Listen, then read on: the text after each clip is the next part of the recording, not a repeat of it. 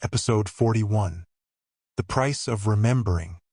By the time Ethan realizes the pattern is finished, the city has already adjusted. That is how Season 2 ends. Not with alarms. Not with collapse. With normalcy settling back into place as if it had never been threatened. People sleep again. Streets feel aligned.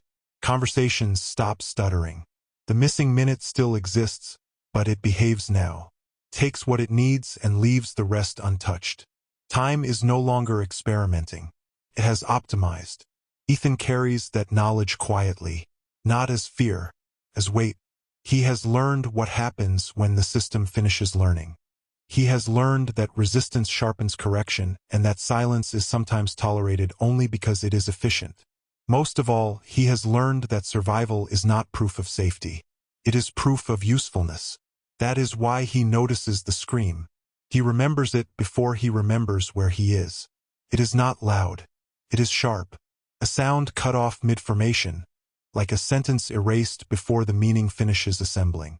Ethan is standing at Gate C in the bus terminal, ticket folded between his fingers, when the world skips. No warning. No dizziness. No sense of falling or return. The clock above the gate reads 3:06. Then it reads 3:08. Everything else continues. A bus exhales as its doors open. Someone laughs too loudly at a joke that finished in another second. A child drops a coin and bends to pick it up.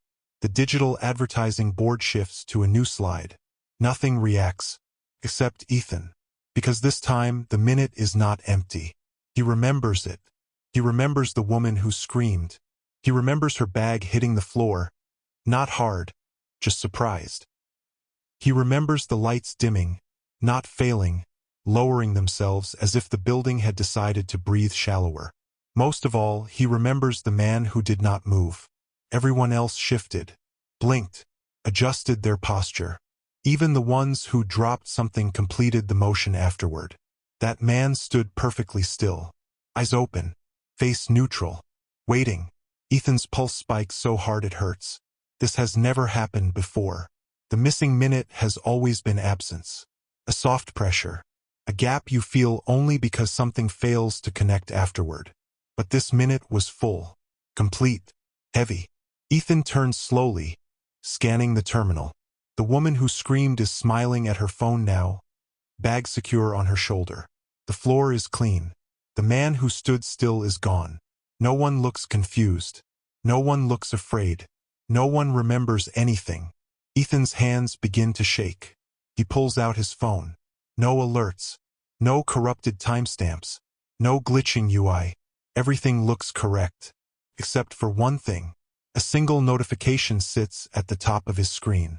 A reminder. One he does not remember setting. Remember this one. It costs more. Timestamp 3:07. Inside the missing minute. Ethan swallows. The terminal feels different now. Not dangerous. Aware. Like alignment has shifted just enough that he is no longer passing unnoticed. He leaves. That night he does not sleep. Every time he closes his eyes, the minute plays back. Not as a dream. Not as a loop. As a recording. Perfect clarity. The angle of the clock hands. The metallic sharpness in the air. The way the scream did not echo. He writes everything down in a notebook. Ink, paper, no screens. At 3:07 a.m., exactly 12 hours later, something else happens. Ethan is standing in his kitchen, filling a glass with water, when his mind goes blank. Not foggy, blank. He forgets why he is there. The confusion hits instantly. His heart begins to race.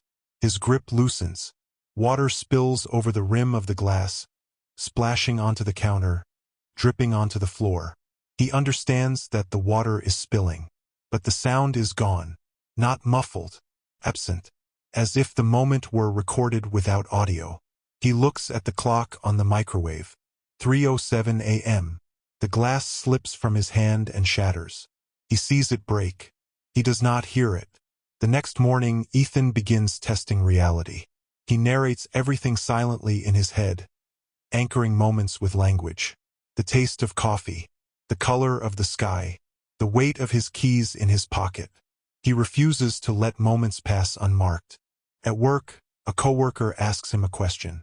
Ethan answers, or starts to. The sentence leaves his mouth, but halfway through, the thought collapses. The ending vanishes.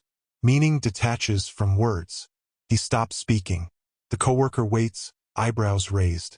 "You okay?" Ethan forces a smile. "Yeah, sorry. Lost my train of thought." He looks at the clock behind her. 3:07 p.m. Again. By the end of the day, more things are gone. Not important things. Not childhood memories. Small, recent pieces of reality. A notification he knows he read but cannot recall. The ending of a song in his headphones. The sense of completion after finishing a task. Ethan documents everything. Every loss aligns around the same minute. The pattern becomes unmistakable. He remembers the skipped minutes perfectly, but everything else is decaying. That night, he returns to the bus terminal. Gate C. Same spot. Same angle. He stands still while the crowd flows around him. At 3:06, his breathing is shallow. At 3:07, the pressure arrives. This time, there is no visible anomaly. No scream. No flicker. But inside Ethan's head, something opens. Not images. Not sound. Structure.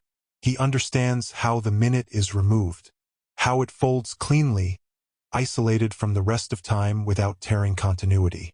How anomalies are sealed away, not erased, to protect the larger system. And for one terrifying second, Ethan feels something else. Recognition. Not emotional. Not hostile. Alignment. As if the system has noticed that he is no longer empty during the skip. His vision blurs. His knees weaken. He grabs the railing to stay upright. When the clock clicks to 3:08, air rushes back into his lungs. He remembers everything. Again. Later that night, his sister calls. She asks how his day was. Ethan opens his mouth to answer. Nothing comes. He knows the day existed. He knows things happened. But the shape of the day is gone. Only the skipped minute remains. Clear. Sharp. Untouched.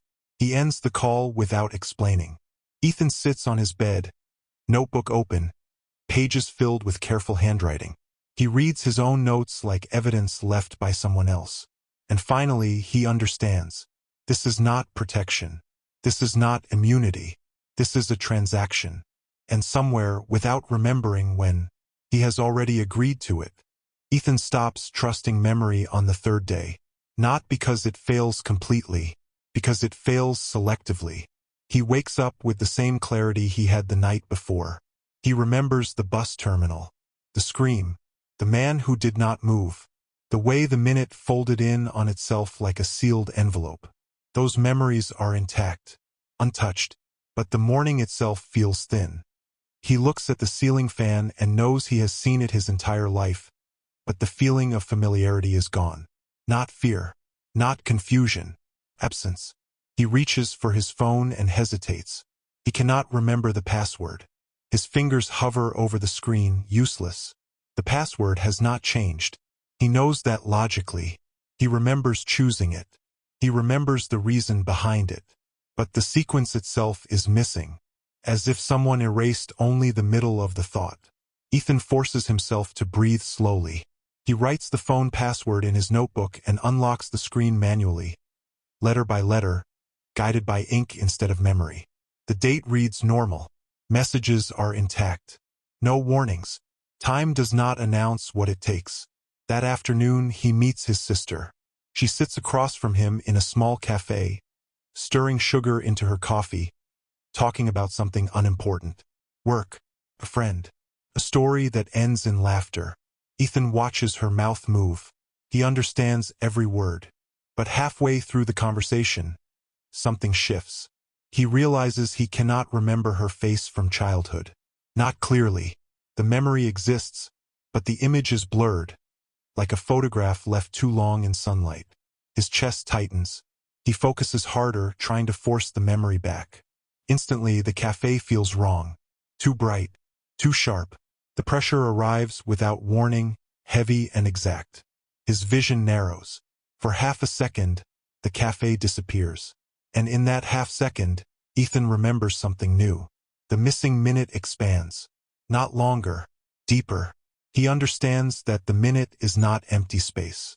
It is a container, a place where excess information is stored to preserve continuity.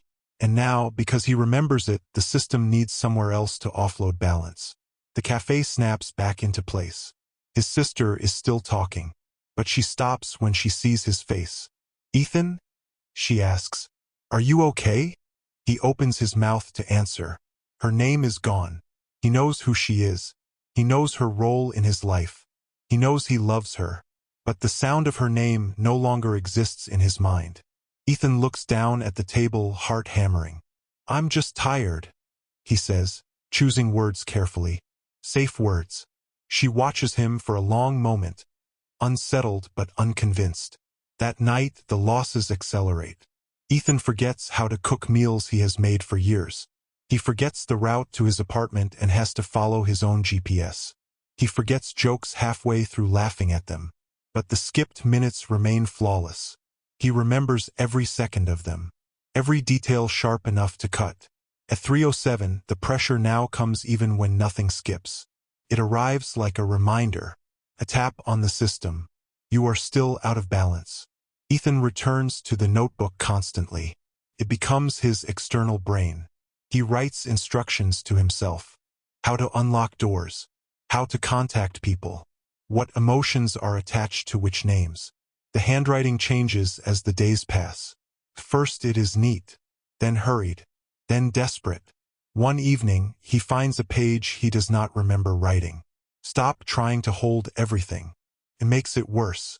Below it, in different ink. If you let go of the minute, it stops. Ethan stares at the words. Let go. The idea terrifies him. The skipped minute is the only thing that feels solid now. The only memory that does not rot. The only part of reality that does not betray him. Letting go feels like death. At 3:07 the next day, he makes a choice. He does nothing. He does not focus. He does not anchor. He does not narrate reality. He lets the pressure come and pass without resistance. The minute disappears. And for the first time since this began, he does not remember it. The relief is immediate. Too immediate. The world feels softer. The noise dulls. His thoughts slow into something human again. He laughs out loud, relief breaking through him. Then something else happens. He forgets the notebook. Not where it is. That it matters. Hours later, when he finally notices it sitting unopened on his desk, a cold understanding settles in his chest. He flips through the pages. They are full of handwriting he does not recognize. Instructions from a stranger. Evidence of a life already collapsing. Ethan sits on the floor, notebook in his lap, and understands the trade clearly for the first time. He can remember the minute, or he can remember his life. Not both. There is no negotiation here. Only balance. That night, the system does not wait for 3:07. The pressure comes early, stronger, as if responding to his awareness. Ethan feels something slip away quietly, without sensation. No pain, no warning, just absence. He reaches for his phone to call his sister. He scrolls through his contacts. Her name is not there. Not deleted. Never existed. Photos of her are still on his phone. But when he looks at them, he feels nothing. No recognition. No emotional echo. Just a woman smiling beside him in images that now feel staged. Ethan's hands shake violently. He understands what happened. He remembered too much, and time collected elsewhere. He sits very still, breathing slow, accepting what the system has made clear. Memory is currency, and he is almost bankrupt. At 3:07, the pressure comes one last time. Ethan does not resist. He closes his eyes. When he opens them, he remembers the minute perfectly. The scream, the still man, the folded structure of time. Everything else feels lighter, hollow.